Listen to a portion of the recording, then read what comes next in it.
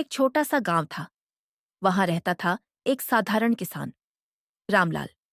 उसके पास ज्यादा जमीन नहीं थी, लेकिन दिल बहुत बड़ा था। उसकी दो बेटियां थीं, गुड़िया और सोनू। लोग अक्सर ताना मारते, रामलाल, तुझे बेटा नहीं हुआ, तेरे बाद तेरा नाम कौन आगे बढ़ाएगा। लेकिन रामलाल हमेशा मुस्कुराकर कहता, मुझे बेटों की नहीं, अपनी बेटियों पर गर्व है। वो अपनी दोनों बेटियों को पढ़ने भेजता। एक 10वीं में थी, दूसरी 12वीं में। हर रोज खेत में काम करते हुए रामलाल यही सोचता, मुझे अपनी बेटियों को बड़ा आदमी बनाना है।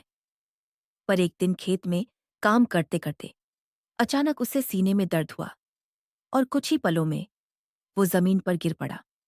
गांव वालों ने उसे अस्पताल पहुंचाया, लेकिन किस्मत को कुछ और ही मंजूर था।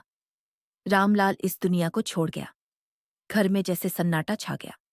माँ और दोनों बेटियां टूट गईं। कुछ दिन बाद एक दिन 3 आदमी घर आए। उन्होंने कहा, तुम्हारे बाप ने हमसे 3 लाख रुपये उधार लिए थे।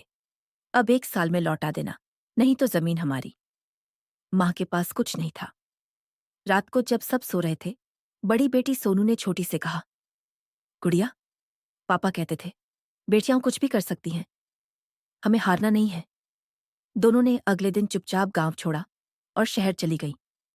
वहां जाकर उन्होंने पानीपुरी का ठेला लगाया। धूप में जलती, बारिश में भीगती, लेकिन रोज पापा की तस्वीर के सामने यही कहती, हम आपके उधार के नहीं, आपके सपनों के पैसे चुका रहे हैं। 1 साल बीत गया। वही 3 आदमी फिर से घर आए। 1 साल हो गया, पैसे हैं? माँ की आंखों में आंसू थे। उसने अपने गले से मंगलसूत्र निकाला और बोली, अगर मेरे रामलाल का कर्ज चुकाना है तो मैं ये बेच दूंगी।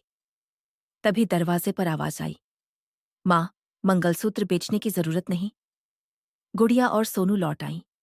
उनके हाथ में एक पुराना बैग था।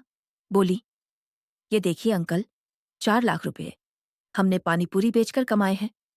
माँ फूट फूट कर रो पड़ी और बेटियां बस मुस्कुरा दी। पापा कहते थे बेटियां किसी से कम नहीं होती। आज हमने साबित कर दिया।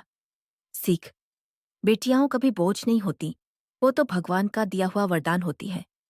अगर मौका मिले तो वो आसमान भी छू सकती है।